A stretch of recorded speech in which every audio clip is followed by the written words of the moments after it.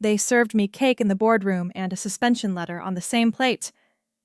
Thatcher, 52, finance lead, still remembers how the fluorescent lights buzzed while Loretta held up Dad's old ledger like a trophy.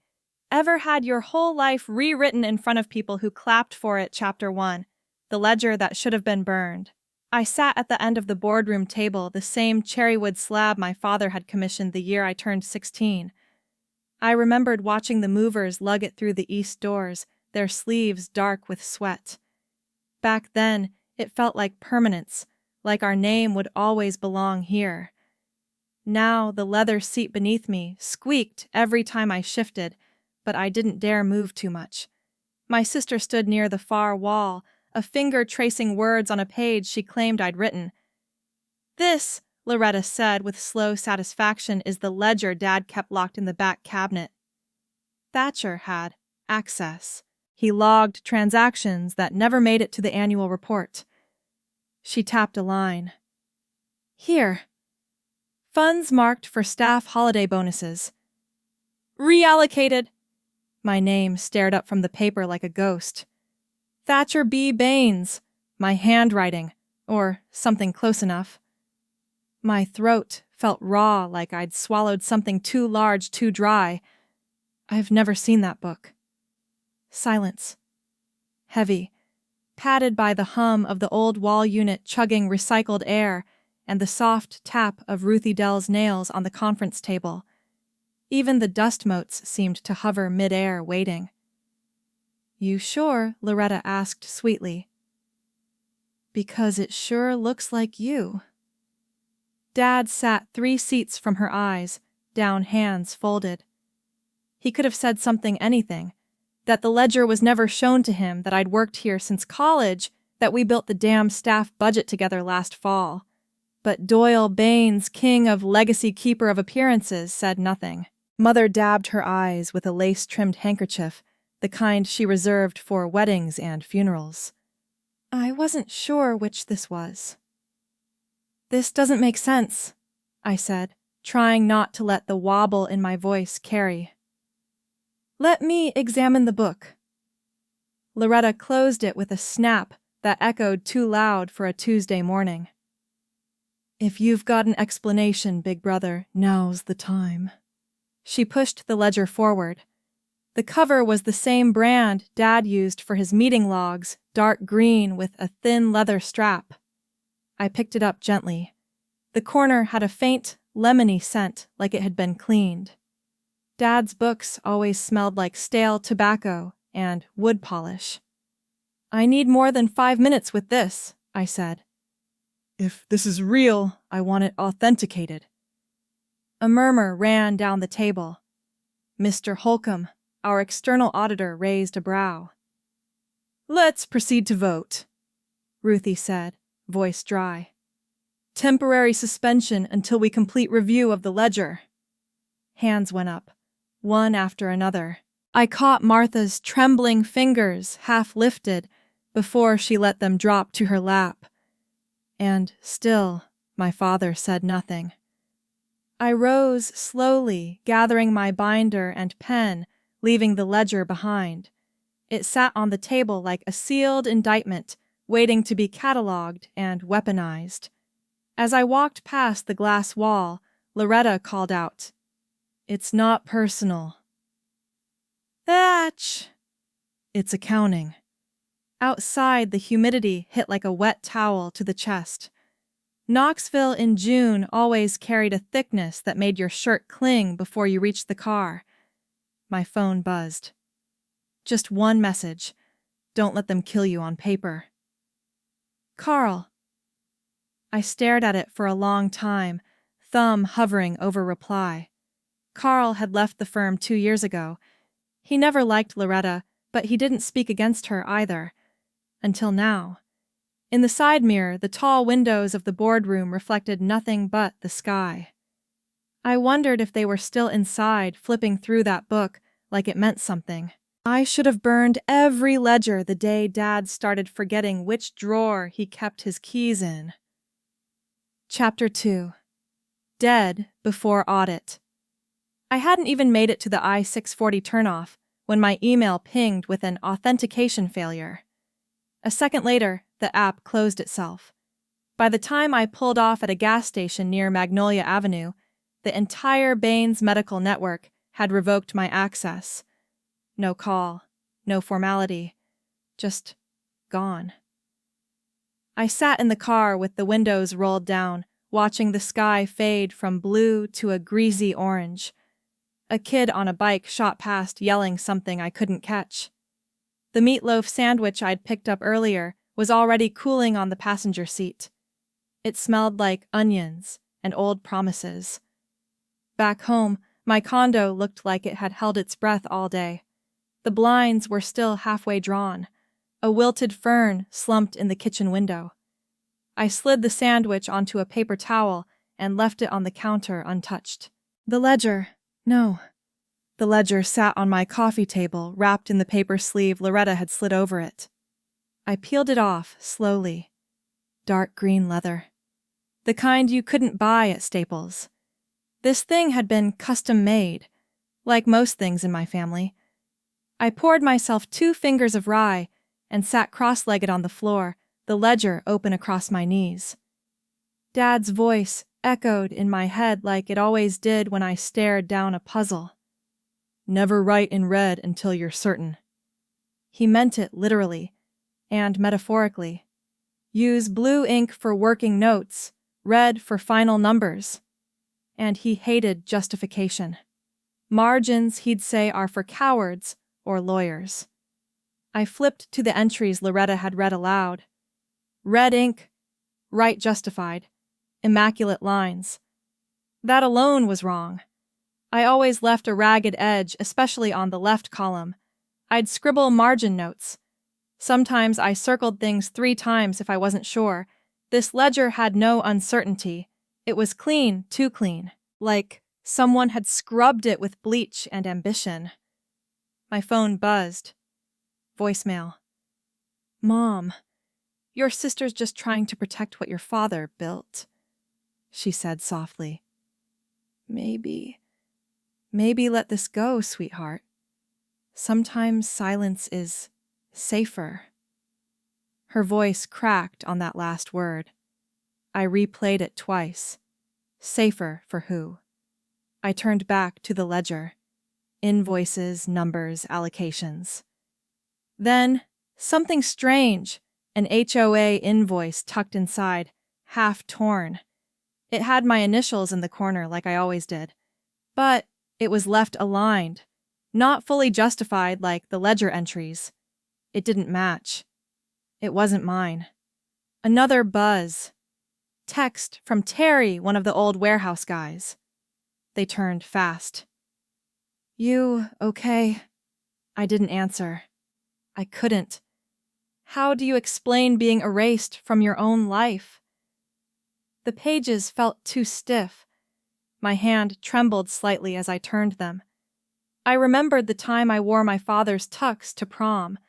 It looked right, but never fit. That's what this ledger felt like. Familiar but foreign. Like a ghost trying too hard. Another text lit up the screen.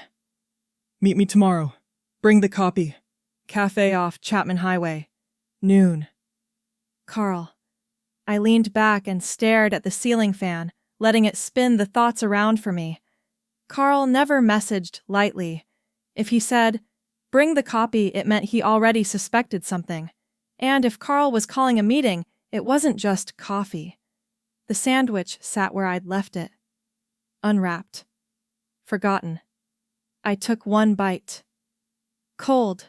Soggy. I spit it out. Somebody had written me out of my own story. And the edits had just begun. Chapter 3. Mentors Don't Just Retire. The cafe smelled like old coffee and Lysol, that sterile scent that clung to your shirt long after you left. Carl was already there, hunched in a booth near the window, flipping through a manila envelope like it held state secrets. He didn't wave, just raised an eyebrow and slid the envelope across the laminate when I sat down. The surface under my arms was sticky In that way, only neglected diners could manage syrup ghosts from breakfasts past. "You brought it?" he asked. I nodded, setting the green ledger on the table like contraband. Jolene, the waitress who used to sneak me extra sausage links when I was 12, walked past with a pot of coffee and a soft, "Hey, honey." She poured without asking, then vanished. Carl opened his envelope. Inside was another ledger, same size, same leather, but older, worn. Its corners frayed, and the strap nearly torn. This one, he said, tapping the cover, is from the old training days, back when Doyle still believed in mentoring, not managing. We spilled tea on page 12 during a site audit in 15. He cursed for an hour. He opened to the page.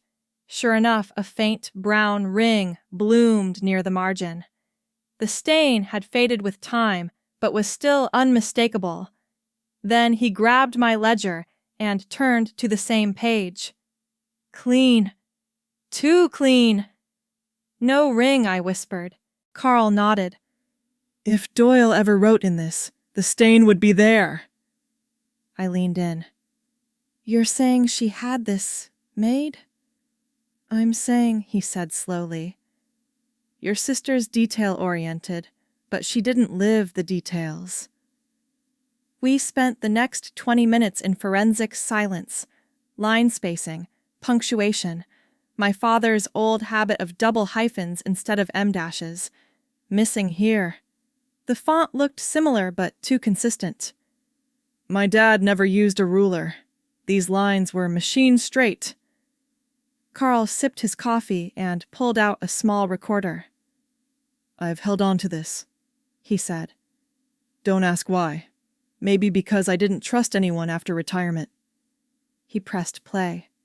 The voice was unmistakably my father's, deeper than I remembered, more measured.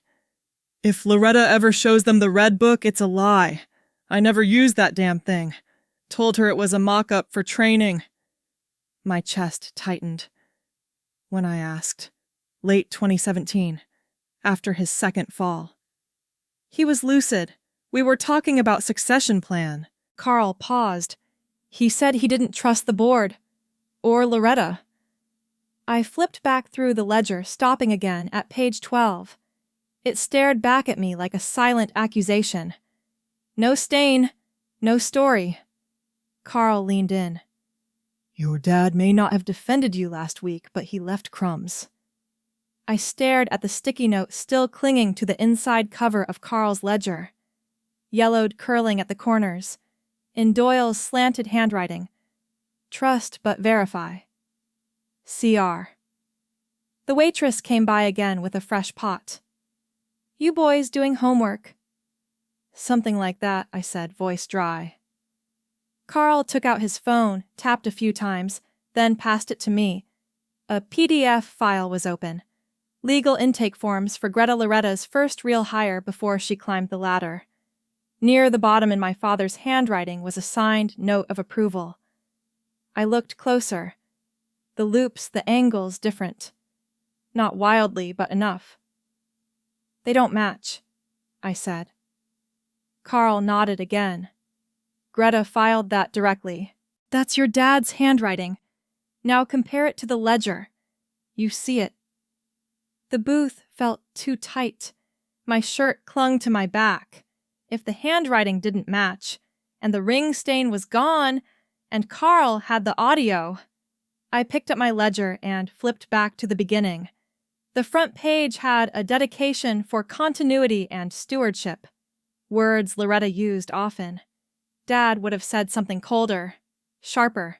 Carl slid me a USB stick. "Everything's on here. Audio, PDFs, comparisons." I hesitated.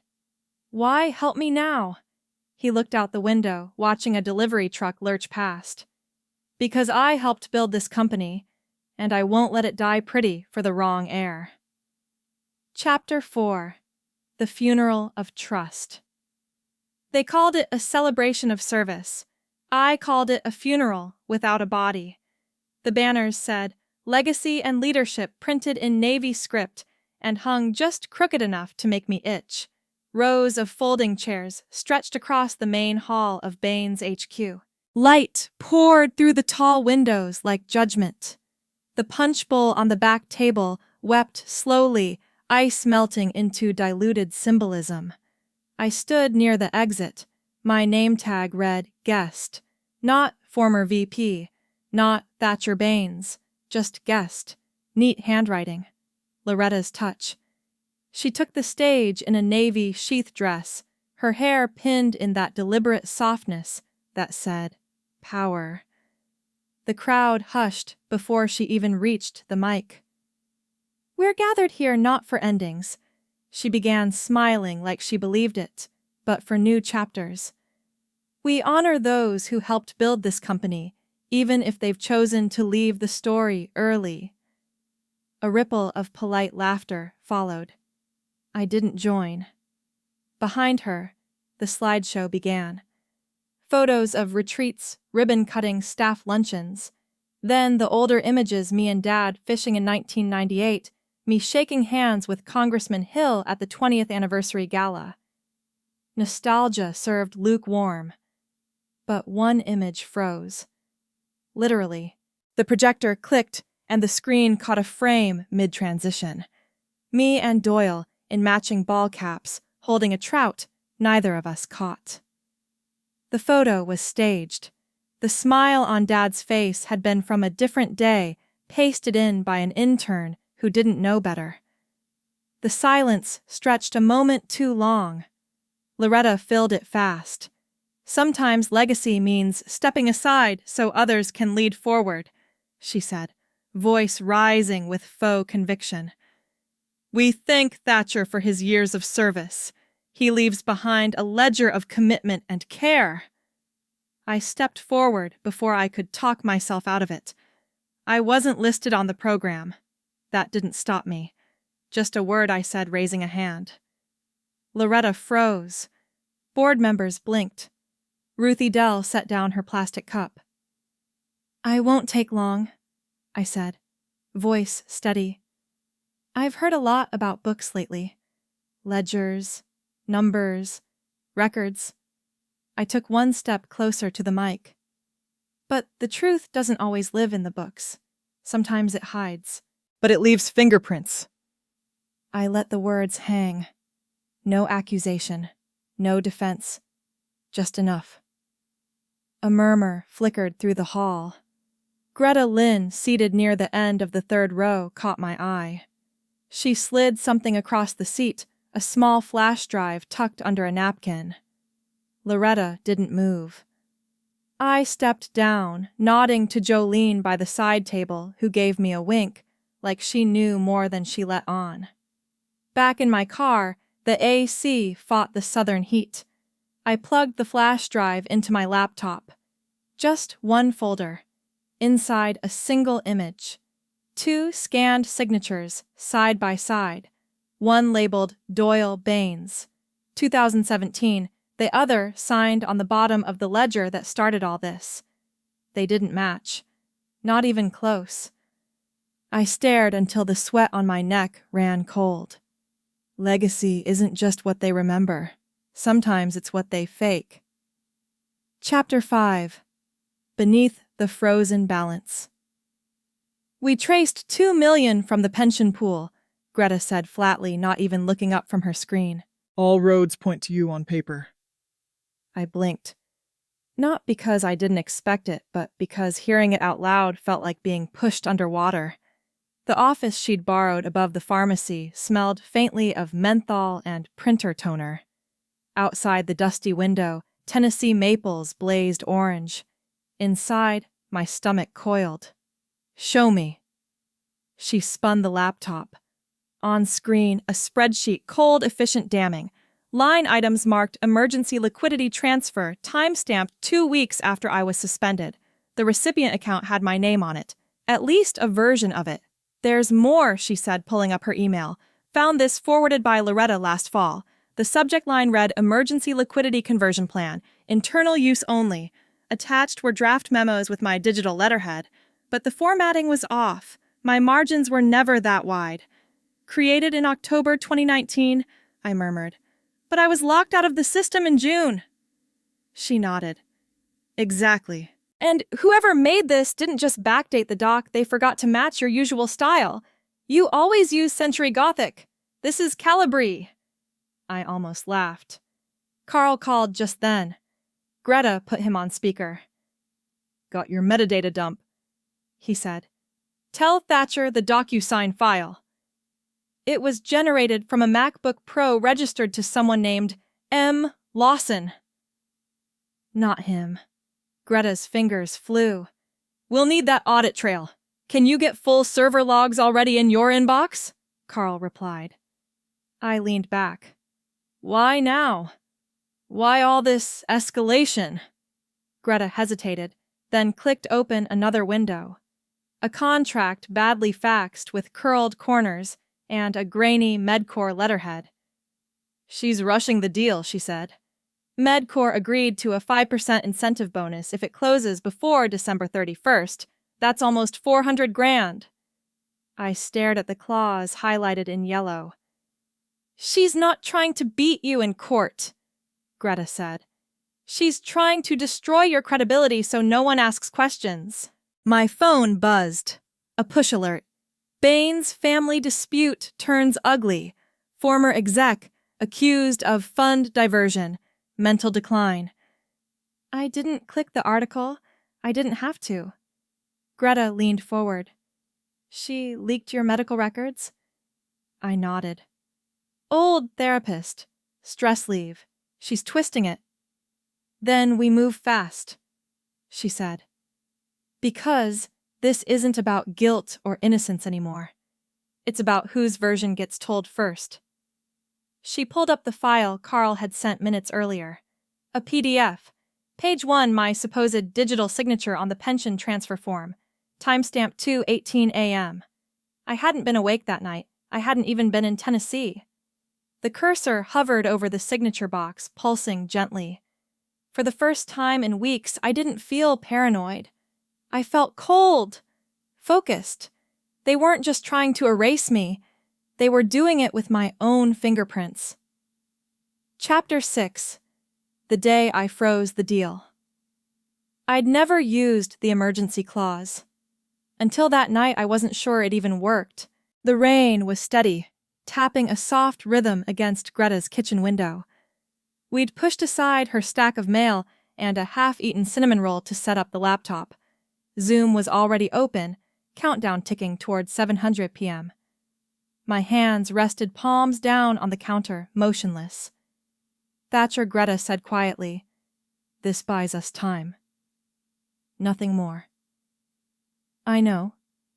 The Zoom chime sounded. The boardroom assembled itself on screen pixel by pixel. 8 rectangles. Loretta in the top left backlit by something sterile and white. Her lips were pressed so tight they looked like a seam in porcelain. The Medcore representative gray suit, no personality, smiled like a man who billed by the minute. Shall we begin? Greta leaned in. Before we do, I'd like to read from Tennessee Revised Corporate Statute 4827-1003, she said.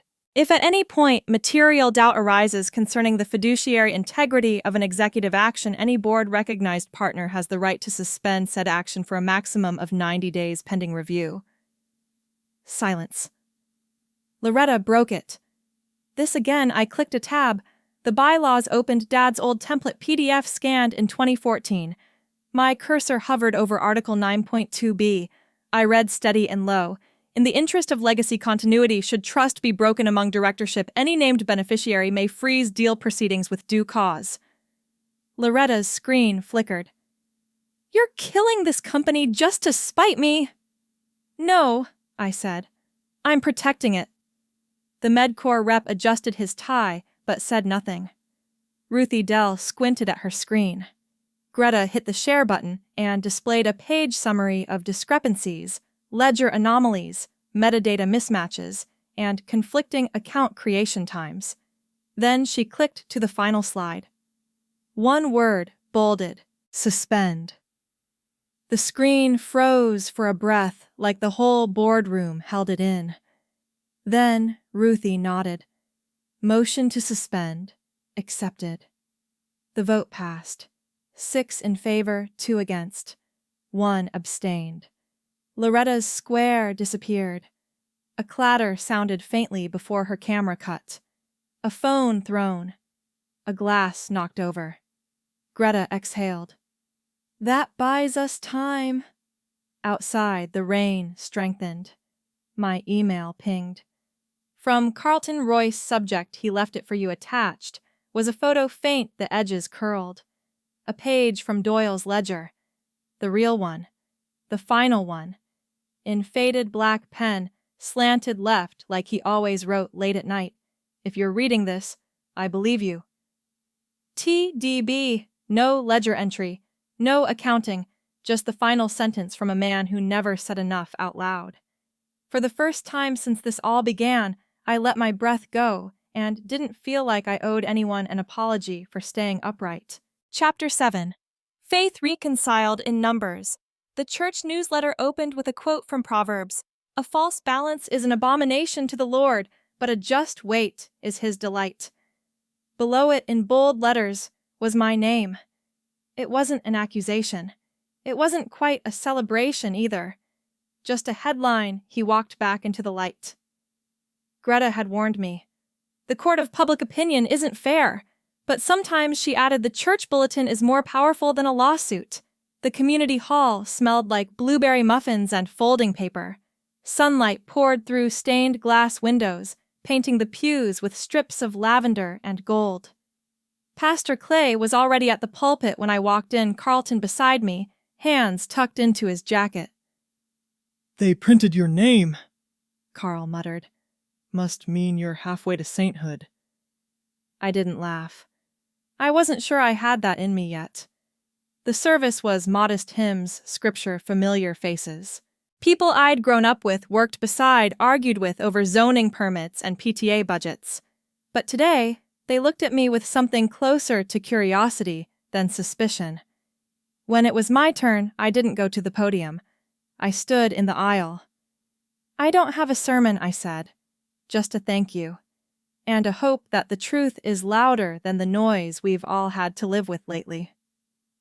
A few murmurs, then quiet. Pastor Clay stepped up. Before you go, he said gently, I have something of your father's. He held up a letter, yellowed, creased. Doyle's handwriting unmistakable. If I ever forget to see, clearly remind me, charm without integrity is just fog with perfume. The room hushed. Carlton reached over, gripping my shoulder once. After the service, as I passed the refreshment table, a boy no older than 7 approached me. Ink smudged his fingers. The bulletin was folded into fourths in his shirt pocket. This is for you, he said, holding out a paper crane.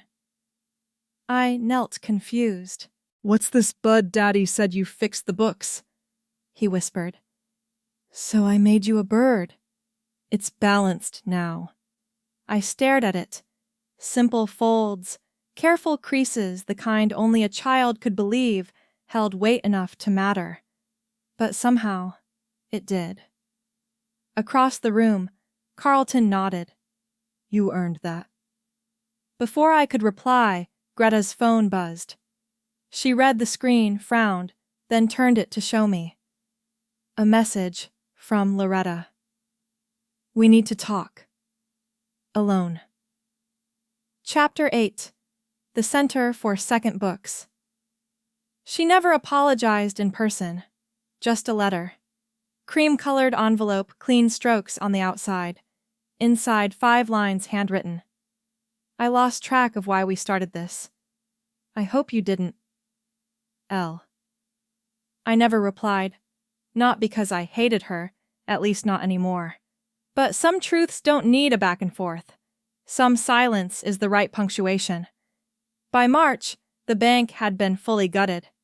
We'd kept the vault but filled it with donated textbooks and old calculators. Outside, the new sign gleamed in the cold light of early spring second books, a center for financial renewal. It wasn't flashy, no ribbon cutting no speeches, just a pot of burnt coffee in the break room and a whiteboard that still squeaked no matter how many times we scrubbed it. Carl taught on Mondays, one class a week, all gray hair and khaki jokes. Budgeting isn't about denying yourself, he'd quip, it's about not letting a grocery run become a personality test. My own class came Thursdays. Room B10 folding chairs 6 filled that first week. All women, mostly over 50. 2 laid-off retail managers. 1 grandmother with 3 dependents. A woman named June who confessed I've never opened a spreadsheet in my life. That first lesson. What is cash flow? I wrote on the board, and why does it matter more than a title? June raised her hand. Wait, you're the guy from the paper. I nodded.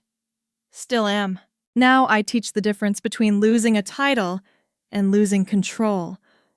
They laughed. Someone spilled coffee over a workbook.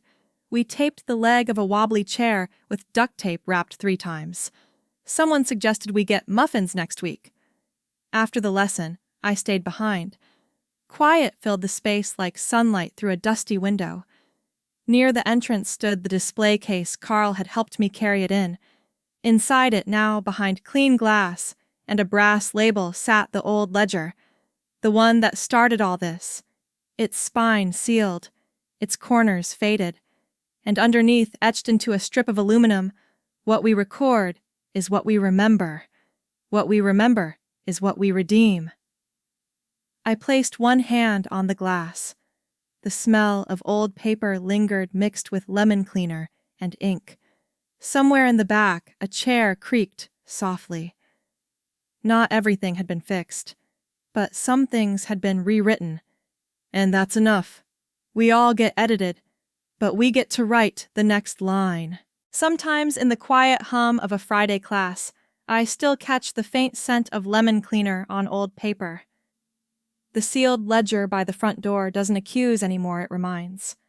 Not of what was taken, but of what was rebuilt. Justice isn't always loud. Sometimes it arrives in duct-taped chairs, coffee-stained worksheets, and a small bird folded by small hands. They say we all get edited, but maybe Grace is getting to write again with better ink. Have you ever been given a second chance disguised as an ending? Share your story below or join us for the next lesson.